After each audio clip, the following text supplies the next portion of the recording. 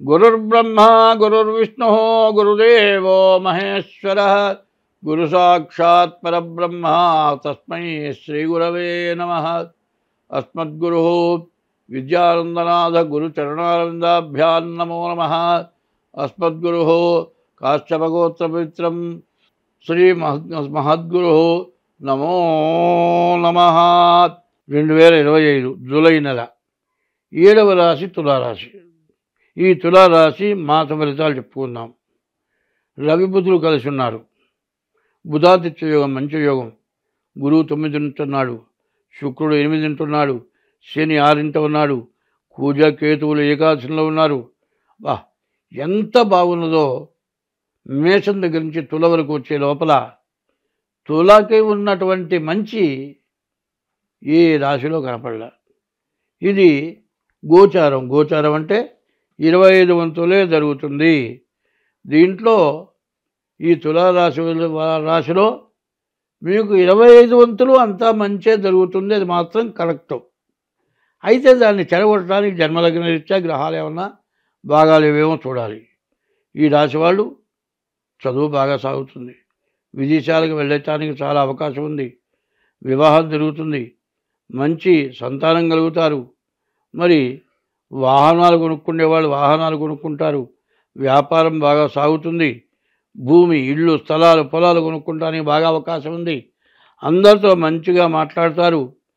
మీరు పుట్టిందిలగాయితో 100 సంవత్సరాల లోపల ఈ నెల లాంటి మంచి రోజును మళ్ళీ మీరు ఎప్పుడు చూడబోరు. ఇటువంటి దాన్ని సద్వినియోగం చేసుకోవాలంటే ముందుగా మీ జాతక రీత్యా మీరు ఖచ్చితంగా తెలుసుకోవాలి.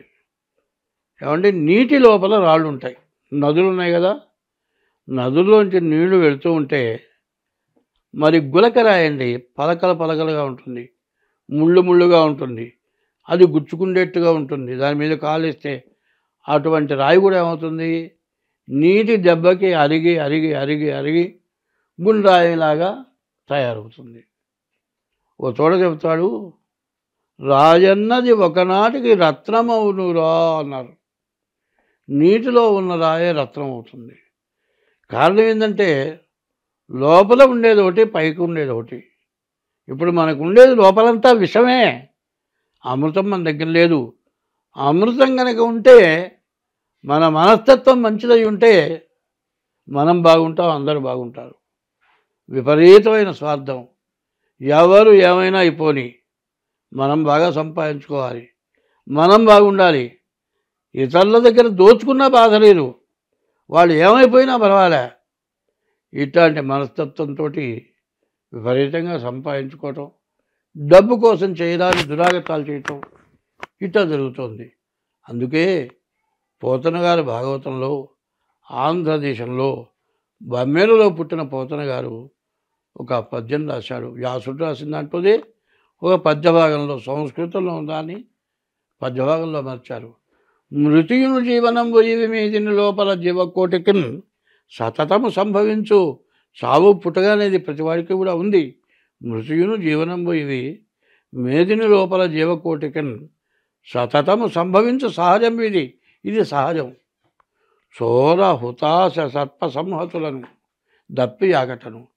నీవు చేసినటువంటి పాపం వల్ల, దొంగతనం వల్ల, సర్పాలు కరవటం వల్ల, దొంగలు పడటం వల్ల, ఆశలు కలగటం వల్ల, మరి ఏదైనా తగల నిప్పుల వల్ల కాలి చచ్చిపోవటం, కొండల మీద నుంచి పడి చచ్చిపోవటం, ఇవన్నీ నీవు చేసిన పాపం వల్ల.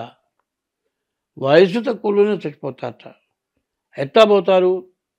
దురాగతమైన ధనాన్ని ఎవడైతే సంపాదిస్తూ ఉంటాడో వాడికి ఆయుష్ తగ్గిపోతుంది. మరి మంచిగా ధర్మంగా ఎవరైతే బతుకుతారో వాళ్ళు వృద్ధాప్యం వచ్చేంత వరకు 120 సంవత్సరాల ఆయుష్ ఇచ్చారు. కానీ ఆశీర్వదించేటప్పుడు శతమానం భవతి శతాయు పురుష శతేంద్రియ, 100 సంవత్సరాలు. పురుషత్వం అంటే ధర్మ సత్యాలకు కట్టుబడి జీవించమని ఆశీర్వదిస్తారు. 100 సంవత్సరాలు ఆయుష్ ఇస్తున్నారు. కానీ మానవుడి జన్మ 120 సంవత్సరాలు. 60 సంవత్సరాలకి మరి అశ్విని దగ్గర నుంచి అక్షయ వరకు 60 సంవత్సరాలు, అది షష్ఠి పూర్తి. మళ్ళీ ఇంకో 60 సంవత్సరాలు బతకాలి.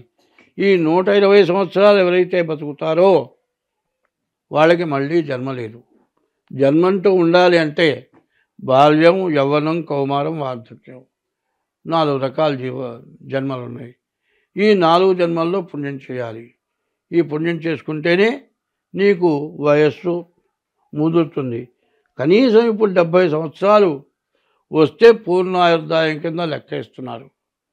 ఇప్పుడు నా వయస్సు 80 సంవత్సరాలు. కానీ ఎన్ని కష్టాలు వచ్చినా, ఎన్ని బాధలు వచ్చినా ఆత్మహత్య చేసుకోకూడదు. ధర్మంగా బతకాలి. ధర్మో రక్షతి రక్షిత. నీవు ధర్మాన్ని రక్షిస్తే నిన్ను ఆ ధర్మం ఎప్పుడూ రక్షిస్తుంది. ఎన్ని రోగాలున్నా రోగాల దారి రోగాలు పోతాయి, మనిషి దారిన మనిషి బతుకుతాడు. రమణ మహర్షి అన్న ఆయనకి రాచపుండు పుట్టింది, కానీ ఆయన అసలు దాని గురించి ఆలోచనే చేయలేదు. మనం ఎప్పుడు చెడు గురించి ఆలోచిస్తున్నాం, కానీ మంచిని గురించి ఆలోచించేవాళ్ళు 100కి 10 మందన్నా ఉంటేనే ఈ ప్రపంచం నిలబడుతుంది. కాబట్టి ఈ రాశి వాళ్ళకి చాలా బాగుంది. దీని గురించి చెప్పాల్సినంత అవసరం కనపట్టలేదు. మరి ఎక్కడున్నా వజ్రం వజ్రమే, వజ్రం వజ్రేన భీయతే అని ఈ రాశి అంతా మంచి మేలు జరిగే లక్షణాల్లో ఉన్నాయి. తను బతికి 10 మందిని బతికించేటువంటి స్థితిలో ఉంది ఈ రాశి.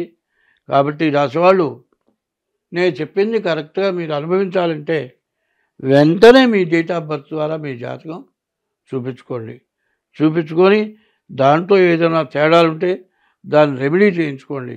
ఈ రెమెడీ చేస్తే మీరు 100% మీ యొక్క దోషాలన్నిటి నుంచి విముక్తి పొంది బాగా సంపాదించి దాన్ని సద్వినియోగం మీ బిడ్డ తరం మంచి అనుభవించేటట్లుగా తయారవుతారు. మీ పిల్లలు బాగుపడతారు, మీకు మంచి జరుగుతుంది, మీ కుటుంబ వృద్ధి జరుగుతుంది, మీ వంశానికి మంచి కీర్తి ప్రతిష్టలు వస్తాయి.